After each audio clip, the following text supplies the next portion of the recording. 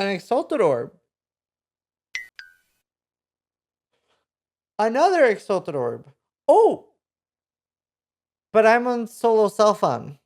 What do I do with the Exalted Orbs?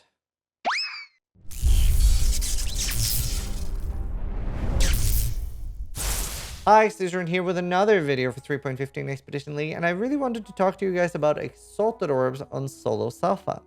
Because there's been a lot of people asking that I maybe started trying to play solo self-on lately because it can be like an added challenge, a lot of fun, and just like mix things up a bit. And people have been asking Zizaran, like, what are good uses for Exalted Orbs on solo self-on? Because, well, I'm not going to exalt anything, am I? And that is pretty much correct. You generally don't exalt many things on solo self-on. Farming Exalted Orbs can always be like a varied like drop rate, right? They're like the general like normal monsters, like not league mechanics, but normal monsters, that doesn't ever seem to be changed so much. However, there are some league mechanics that will either have a big increase or a big decrease in Exalted Orbs. Like I would say the last 2 leagues, I wasn't having like a crazy amount, but there have been some leagues like Legion and maybe Ritual where I got an insane amount of Exalted Orbs. I think in Legion, both me and Noogie, we were like, this is insane, because I think I had 28 Exalts on day 2 on SSF and Noogie had like 32. And that is a little bit because it was a very different playstyle where we spam farming low tier maps incredibly fast. We're talking 30 to 40 seconds per map and just really min-maxing that. So it's obviously the speed and stuff changes things as well. But either way, it changes from league to league how many Exalted Orbs you will have. And Divine Orbs are pretty much the same rarity as Exalted Orbs, but we have different ways of obtaining Divines, like vendoring 6 things, etc. So with that being said, what do you use Exalted Orbs for in solo self-on? And there's a lot of really good uses for them. So obviously you have some crafts that straight up require an Exalted Orb. This will just give you like 100 fist damage. You have the one for spell damage, etc. And some that are just, they're really good and expensive. Those are a great use for them. And you also have the meta mod crafts. So if we search for like cannot be frozen, suffixes cannot be changed, cannot roll attack mods, cannot roll caster mods, prefixes cannot be changed, and cannot roll caster mods is actually incredibly cheap. Well, I mean, blessed orbs are pretty rare this patch, but pretty cheap still.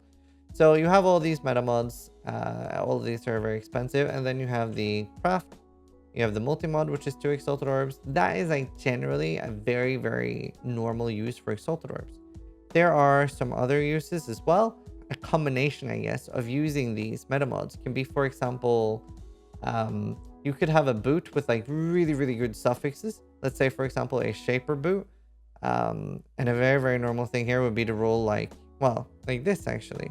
Let's say that this just had lightning resist, fire resist, and avoid ailments, right? And then I can do suffixes cannot be changed. And I use a veiled chaos orb, and one of the prefixes will be veiled. Now, I fucked up and actually tried to do this on this, but this already had a veiled mod. So it actually just won't let you use a veiled chaos orb on it. It's very annoying.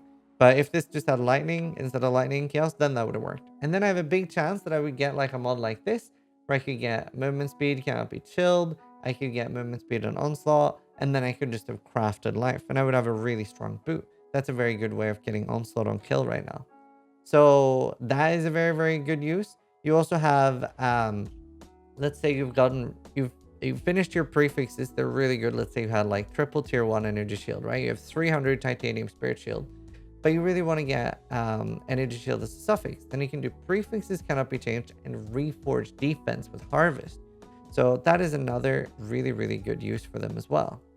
So it's mostly to do with meta mods, and it will end up using like a large amount of currency, but I pretty much will never exalt an item. And there's a lot of things that you can do in terms of meta mods. There's so much to go over, but never exalt an item generally. If you feel like you want to exalt an item, and a very, very common thing is like, maybe you have a really good jewel with 3 stats, and you're always going to use this jewel, so you might as well exalt it.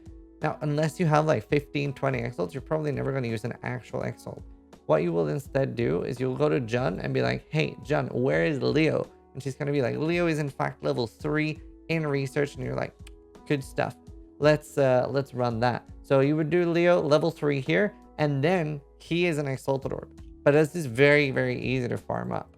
And do remember there is an Exalted Orb recipe as well. It's the same as the Chaos and Regal recipe, but it needs to be an influenced set. Can't remember what the current policy is on if you can mix and match like Shaper and Elder and Warlord, but at the very least, if they're... I can't remember actually if you can mix and match, but it's the same. So like just, you know, a helmet, a weapon, it could be a two-hander, rings, amulet, belt, gloves, boot, chest.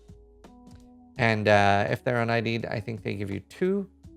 I can't exactly remember if it's 2 ID'd and 4 un-ID'd, or if it's 1 ID'd and 2 un-ID'd. Because I never do this recipe. Even on Solo Self-Found, I feel like I generally get enough Exalted Orbs, and I just cannot be bothered with those recipes. But it is important to know that they exist. And you obviously have other ways to farm them as well. Being really skilled at opening stacked decks, such as myself, and getting a Brother Stash, that gave me 5 of my Exalted Orbs. I think I've had 13 or 15 this league. But being a really skilled stacked deck opener, really, really good.